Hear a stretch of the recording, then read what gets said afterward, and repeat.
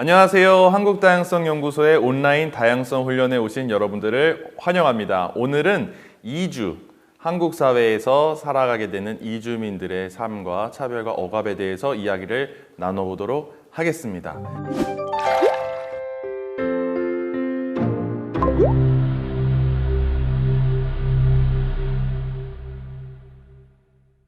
일부에서는 이주민 중에서도 이주 노동자나 이주 결혼 여성 그리고 난민이 우리 사회에서 각각 어떤 차별과 억압을 갖게 됐는지 그리고 한국 사회의 인종 차별에 대해서 이야기해보는 시간을 갖도록 하겠습니다. 먼저 자기소개 한 번씩 부탁드릴게요. 네, 안녕하세요. 저는 이주인권운동가 최강범입니다. 그리고 독립영화 감독으로서도 활동하고 있습니다. 반갑습니다. 안녕하세요. 저는 에코적인 삶을 살지 못하지만 누구도 해치지 않는 촉이라는 말이 좋아서 그린이라는 닉네임을 가지고 활동하고 있고 2012년부터 난민인권센터에서 활동하고 있습니다. 안녕하세요. 저는 덕툼이라는 이주여성 자주단체를 대표를 맡고 있고 한국에 온 지 한 20년 정도 되는 이레샤라고 합니다. 만나서 반갑습니다. 한국 사회에서 이주 노동자로 난민 활동가로 활동하고 계시는데 난민들이 어떤 삶을 살고 있는지 또 이주 결혼 여성들이 어떤 삶을 살고 있는지 선주민 중심주의 사회라고 생각하는데요. 그래서 이 이주 노동자나 난민이나 이주 결혼 여성이 받게 되는 차별이나 억압 어떤 것들이 있을지 이야기를 좀 부탁드립니다. 저는 이제 98년도에 와서 이제 가구 공장에서 13년 동안 가구 공장 일을 했었어요. 그리고 이제 2012년도에 제가 일을 그만두기 전까지 공장장 역할까지 했는데 회사에 전화가 오면은 공장장 찾으려고 하면은 결국 제가 전화를 받고 상대방이랑 얘기해서 일 처리하고 어느 날 그런 일이 있어서 어떤 사람이랑 이제 통화하고 이제 공장에 와서 뭐가 제품을 보고 싶다고 해서 공장에 왔는데 거기 내가 돌아서 다른 작업을 하고 있었어요. 공장에 들어와서 한국인 처음에 만나서 공장장님이 어디냐라고 물어봤고 그래서 이제 한국인 직원이 우리 공장장님 거기 일을 하고 있다. 그래서 저 뒤에서 불렀어요. 공장장님. 그래서 내가 무슨 일이에요? 돌아보니까 그리고 내 얼굴을 보면서 바로 그 다음 말부터 이제 존댓말이 아니라 반말로 그런 거 보면 구체적으로 어떤 차별을 우리가 받고 있는지 얘기를 안 해도 뭐 하나만 사건 더도 우리가 알 수 있고 코로나 때문에 결국 모든 사람들이 힘들잖아요. 한국 사회에서 이제 힘들지 않았다는 사람이 없을 것 같아요. 정부가 재난지원금을 줬잖아요. 근데 그러면 이제 그 재난지원금에서는 이주민 거기는 이제 이주노동자 출신 사람들이 빠졌어요. 네. 지금도 기아에서 한국 사람이고 그래서 제가 이주노동자가 하는 거랑 내가 정부한테 한동안 차이 좀 뭐가 있나 찾아봤어요. 하나도 없어요. 나도 돈을 벌면 세금 내고 이 사람들은 또 세금 내고 있고 이 사람들이 남의 나라에서 왔다고 해서 주민등록증보가 없으니까 그거 못 받는 거잖아요. 상대적으로 정부가 차별을 하고 있다고 볼 수 있고 그러면 이제 우리 이거 다양한 부분에서 이제 다른 나라에서 왔다 진짜 가난한 나라에서 왔다 그러면서 이제 이런 차별들이 우리 사회 곳곳에서 있다고 얘기를 해주고 싶어요. 똑같이 세금을 내고 똑같이 시민의 역할을 노동자 역할을 하고 있음에도 불구하고 사람들은 사실 세금을 안 내는 줄 아는 사람들이 굉장히 많습니다. 근데 세금을 안 내고 사는 사람이 아무것도 없어요. 과자 하나 사 먹어도 세금이 다 들어있는 거고 그죠?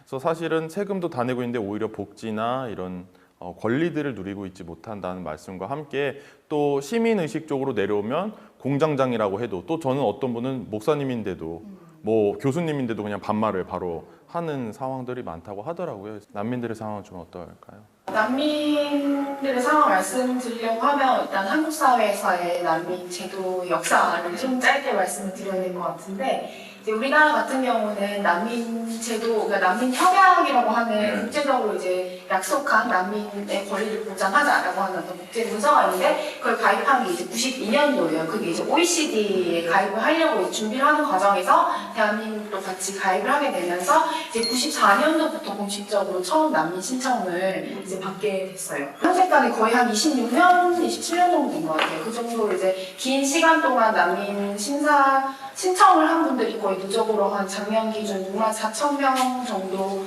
있는 상황이고 작년 한 해만 0.04% 정도.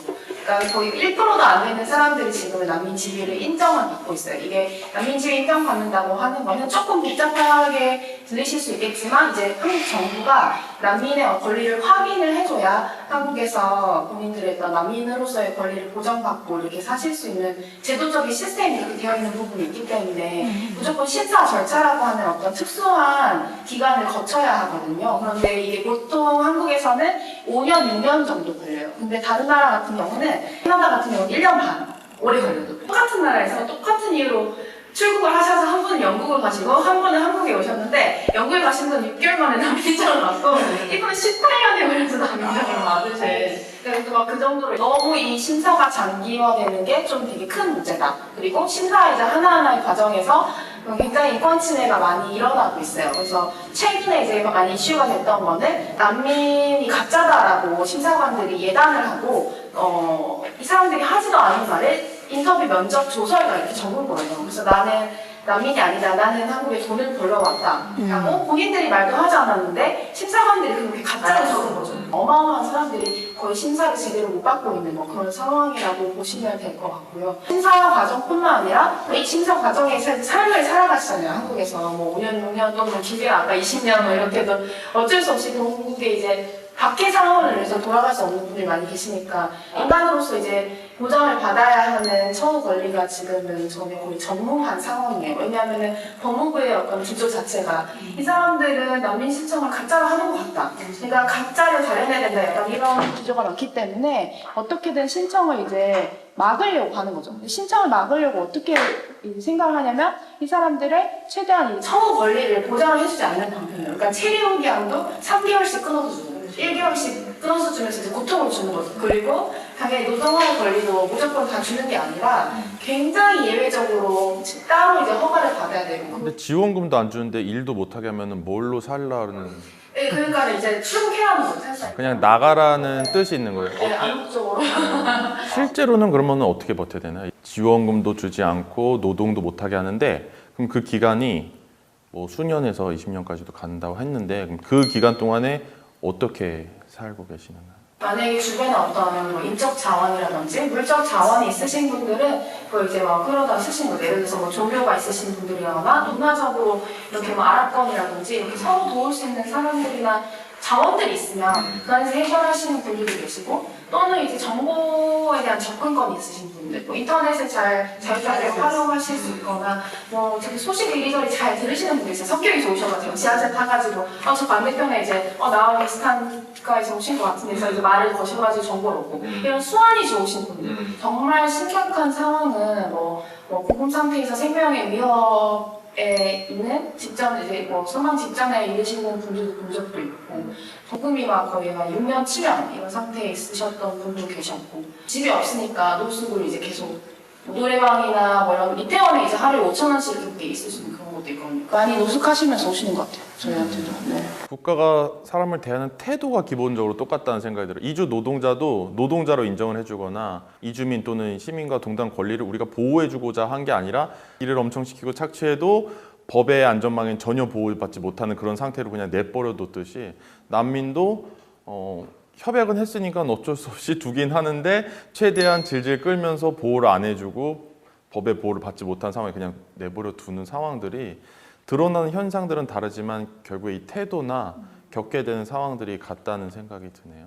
결혼 이민자도 사실 대한민국 안에서는 가족이 아닌 그냥 돈을 줘서 이렇게 늘어왔는 사람 아니면 물건의 방식의 그런 가족으로 인정을 먼저 시작했던 것 같아요. 외국인 결혼 이민자라는 자. 저도 남편이 좋아서 이제 결혼을 하게 됐었는데 근데 결혼하고 나서 가족이 이루고 나서 이제 가족의 필요성을 확인하다 보니까 다 다양한 곳에서 인정 자체가 이렇게 정확하게 돼 있지 않다라는 내용을 이제 말할 수 있을 것 같고 결혼 이주 여성이라고 말하고 있지만 곳곳에는 이제 인종차별 유럽 쪽이나 아시아 쪽에 이런 동남아 쪽에 이런 여성들을 되게 되게 낮게 버는 시선으로 이런 다양한 방식의 문제점을 아직까지는 갖고 있는 것 같기는 해요. 이주 노동자나 난민이나 이주 결혼 여성이 실제 사회에서 어떤 경험을 하고 있는지 개인의 경험에 대해서 본인의 경험이나 주변 분들의 경험도 좋습니다. 내 친구가 이제 만나러 갔다가 그 친구도 이제 한국 국적을 받는 친구고 저도 마찬가지고 아내분도 이제 다행히 한국인이고 이제 아내분 차에 있었고 주차장에 차를 놓으니까 갑자기 주차 그 관리자가 와서 차 빼라고. 근데 이제 공연 주차장이고 돈 내도 되는 문제인데 그냥 빼라고. 야 우리가 돈을 낼 거니까 왜 그러냐. 그 집에도 돈이 필요 없으니까 그냥 나가라. 그래서 오씨 이거 어떻게 해야지 해가지고 그래서 이제 둘이 이제 다 얘기를 하고 있으니까 친구 와이프가 나가니까 갑자기 관두시가 남자 2명 된거 놀래? 그런 식으로 얘기를 하고 그래서 이제 제 친구가 이제 걔가 조금 화가 나고 자기 와이프한테도 모욕감 줬으니 그리고 저는 중간에서 경찰을 불러라. 근데 여기서 재밌는 일이 뭐냐면은 경찰이 왔어요. 경찰이 오니까 그러고 이제 내가 내 아는 사람이라고 생각을 했다. 거짓말. 네, 거짓말을 해서 그렇게 이제 한번 이제 경찰이 어떻게 하냐. 그리고 우리가 이제 신고하겠다. 근데 신고를 하니까 경찰관이 반대로 이제 계속 전화 와서 그냥 그 사람이 수사받으러 왔다. 잘못됐다 이렇게 하니까 그냥 이거 정리 좀 했으면 좋겠다. 그래서 이제 경찰관도 그런 일들이 하려고 하지 않고 있고요. 그래서 그 상황이 되게 당황스럽죠. 친구들한테 얘기 들어도 그런 일들이 저는 뭐 지하철에 서 있었는데 지나가면서 부딪히면서 왜 눈 똑바로 하고 다닙니다. 근데 자기는 서 있었어요.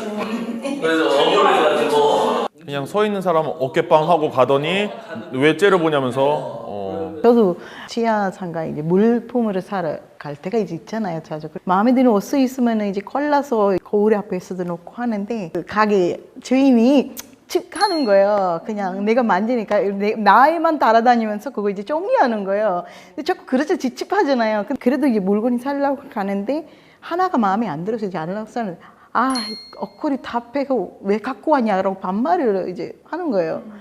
근데 이게 저도 똑같은 돈이 안 사요 라고 했더니 빨리는 거예요. 너무 이제 저도 이제 감동적으로 되게 화가 나가 있었던 상태에서 저도 이제 말해서 이제 일이 끝나서 공짜를 불렀는데 똑같더라고요. 상황이 내 편이 되는 거 아니라 거기 앞에 있는 사람이 그거 설명해도 그거 되게 정리하려고만 하지만 이게 외국인이니까 그냥 봐주세요 이런 쪽으로 얘기하더라고요. 외국이니까 봐줘야 되는 이유가 아니라 사건이 이렇게 하긴 해서 이렇게 도움을 주시면 되는데 그래서 가능수로 아까 얘기한 것처럼 존민들로 갖고 있는 국가국민이라는 인정을 받고 있나? 그런 차별 상황들이는 너무나 이제 되게 안타까운 점이 같아요. 되게 공감이 되는 게 제가 만나는 난민분들 얘기 들어보면 그래서 꼭 난민이어서가 아니라 결혼 이주 여성이어서가 아니라 이주 노동자여서가 아니라 그냥 본인 각기 다른 정체성 지역이라든지 뭐 어떤 종교라든지 해서 어떤 분이 히잡을 쓰고 계셔야 되는데 히잡을 벗어야지 일을 시켜주겠다고 뭐 협박했다고 사례도 있었고 아프리카에서 왔다니까 자꾸 음식을 누가 갖다 주더래요. 처음에는 그래 좀 뭐 자기를 좋게 봐주니까는 주시는 거긴 했는데 계속 음식을 갖다 주니까 기분이 나쁘더래요. 그래서 나중에 그냥 미국에서 왔다 이러니까 음식을 그 다음부터 안 갖다 주고 친구가 이제 나이키 매장 갔어요. 가서 이제 나이키 운동하러 벌써 불안한데요? 네, 이제 월드컵 때인데 그 친구는 이제 한국말이 잘 몰라요. 그래서 이거 계산을 하려고 하니까 사장이 안 된다. 계산하려고 했는데 안 된다. 그러면 외국인 노동자니까 이 돈으로 써도 되냐. 그래서 전화 오고 좀 얘기 좀 해주라. 나는 무슨 일이죠? 이게 우리나라 왔으면 힘들어서 돈을 넣고 있는데 나라의 부모님한테 보내야지 돈을 아껴야지.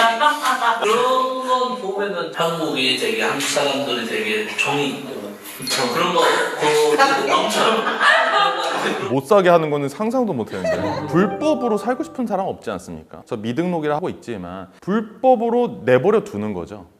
최소한의 최저임금도 안 줘도 되는 존재, 어떤 법적인 제도권 안에 들어가지 못하게 하고 경찰이 보호를 안 하고 국가 제도가 보호를 안 해도 되는 그런 존재로 국가가 내버려 두고 있다고 생각하는데 그런 불법 존재로 살지 않을 수 있는 법을 하나 만들 수 있다면 무엇이 될 수 있을까요? 이제 미등록 노동자를 이제 적절히 헌법화를 시켜줘야 되고 그거는 이제 내가 생각하기에는 우리 사회에서 제일 먼저 해야 되는 일이고 그다음에 이 사람들은 이제 10년 동안, 20년 동안 자기가 일을 하면서 그 한국인 사장이 돈을 버는 거잖아요. 맞아요. 그 노동자들이 우리나라에 한국은 이제 밑바닥에서 일을 하기 때문에 보상을 해줘야 된다. 두 번째는 이제 한국에는 이제 고용하자는 제도를 통해서 16개 나라의 사람들을 오고 있어요. 근데 이 사람들은 이제 중국 이주민 13%가 돼요. 13%들이 사업장 이동에 자유가 없는 거예요. 원하지 않아도 사장이 허락을 해줘야 내가 다른 사업장 갈 수 있고. 그러니까 노동자 중심이 아니라 고용자 중심의 그냥 고용을 허가해 준다는. 좀 3년에 만들어주는 제도고, 네, 어떤 제도를 만들 때 처음엔 잘못될 수 있다고 생각을 해요. 뭐 어떤 미비한 부분이 있을 수 있는데 시간이 지나면은 이 부분이 좀 그러네. 학교에 개선을 해야 되잖아요. 근데 이제 17년이 됐는데도 사람이 어떻게 자기한테 무조건 이 일을 해야 된다 그렇게 묶어주냐. 지금 노예도 아니고. 그래서 이제 그런 제도로 이제 사업장 이동의 자유를 바꿔줘야 된다고 생각을 하고 그 노동자들이 이제 고용어가지 아니라 노동어가지. 진짜 노동을 해서 내가 원하는 일을 할 수 있게끔 해야지만 될 수 있다고 생각을 하거든요. 이종 노동자들은 권리. 사람으로서 내가 선택해서 일할 수 있는 권리를 줘야 된다. 그래서 비자 문제를 해결해서 불법적인 존재로 만드는 것이 아니라 미등록 이주 노동자를 등록할 수 있게 비자 문제 해결해 줘야 되고 그다음에 고용 허가제를 노동 허가제로 바꿔서 노동자 중심으로 노동을 안전하고 또 내가 원하는 직장에서 폭력적인 곳들 수 있을 수 있는데 그런 사업장을 바꿀 수 있도록 해야 한다. 난민들에게도 어떤 법이 하나 바뀐다면 더 제대로 된 심사를 받을 수 있고 또 심사 기간 동안 사람다운 삶을 살 수 있을지 그 한 가지 법을 바꿀 수 있다면 무엇이 되면 좋겠는지를 좀 여쭤볼게요. 제가 이제 난민인권센터에서 활동하면서 정말 오만 그 사례들을 다 만났는데 똑같은 공무원이 있었는데 그러니까 이 사람한테는 오전에는 기분이 좋았던 거예요. 그래서 이 사람한테는 체류 기간을 1개월을 주고 이 사람한테는 일주일을 주는 거예요. 그래서 도대체 기준이 뭐냐고 결국 그 공무원은 기분에 따라서 이렇게 바뀌는 거예요. 그래서 이게 문제가 이 약간 출입국 관련, 이주민 관련 법 자체가 되게 공무원의 제한성이 넓어서 그러니까 말씀하신 것처럼 뭐 기준이 없는 거에 대한 기준을 좀 바로 잡아야 되지 않나. 할 얘기 없는 것만큼 다 비슷한 것 같아. 요즘에 저도 가끔씩 노동자 친구들을 데리고 가끔씩 가요. 그 가면 아까 얘기한 것처럼 어떨 때는 2달러 주고 어떨 때는 이렇게 하면 상황이 물어볼 수도 없더라고요. 그냥 종이를만 가지고 나가야 되는. 이게 도대체 그럼 어디서부터 잘못됐을까? 그래서 기존에 이제 한국에 있는 모든 이주 관련 법을 다 봤어요. 보니까 문제가 하나 있더라고요. 뭐냐면 한국이 한 번도 이주자를 대상으로 통합적으로 정책을 그렇게 만들자고 논의를 한 적이 없어요. 다 그냥 그 어떤 이주 목적에 따라서 결혼 이주 여성 따로, 뭐 이주 노동자 따로, 난민 따로 정부가 원하는 어떤 목적에 부합하게만 그 정책을 운영을 하고 그냥 써버리는 거죠. 그래서 사실 이게 꼭 난민만 처우를 보장해야 되는 게 아니라 모든 이주자들이 한국에서 거주를 하는 동안 인간으로서 살아갈 수 있게 그냥 똑같이 그냥 부여를 하면 되는 이슈라고 생각하고 그런 법이 이제 제한 외국인 처우 기본법이라고 해서 있어요. 근데 그게 거의 유명무실한 법이거든요. 거의 이제 그냥 기본법처럼 돼 있어서 그러니까 아무런 효력이 없는 거죠. 근데 그게 좀 더 보완이 많이 되고 모든 이주자한테 동등하게 좀 적용이 될 수 있으면 어떨까 이런 생각을 한 적이 있었고 이제 헌법 개정에 대해서 우리가 나왔던 적이 있었는데 그게 이제 주어가 국민인 부분을 이제 이제 뭐 시민으로 갑니다. 뭐 이런 얘기가 나오고 모든 사람으로 하자고 하는. 네. 왜냐면 대부분 지금 한국에 나와 있는 여러 가지 법들이 다 주어가 국민으로 그렇죠. 적용이 되는지 이주민으로 적용이 되는지 이게 다 모호한 상태인 거예요. 그래서 그런 것들을 이제 헌법부터 좀 개정을 해가지고 다 이제 각각의 개별법들이 다 이주민이 포함될 수 있게 좀 바뀌게 되지 않을까. 우리 사회에서 이제 그런 운동이 이제 일어나고 있고 그런 이주민들이 인간 쪽에 않는 일에 노출돼 있고 그거는 우리 사회에서 많은 분들은 이제 모르고 계신 거죠. 그렇죠. 뭐 우리 얘기 들어서 많이 이거에서 많이 알아주셨으면 좋겠습니다. 오늘은 이주에 관련해서 그룹 대화를 하고 있습니다. 이주 노동자와 이주 결혼 여성 그리고 난민들이 한국 사회에서 어떤 일들을 겪고 있는지 이야기를 나눠봤습니다. 2부에서도요 더 다양한 이야기로 함께 돌아오도록 하겠고요. 한국 사회에서 인종차별이 일어나는 원인들과 해소되지 않는 가장 큰 걸림돌 또 우리가 어떤 방향으로 나아가야 할지를 좀 더 자세히 해보는 시간을 가지도록 하겠습니다. 감사합니다. 2부로 다시 돌아주세요.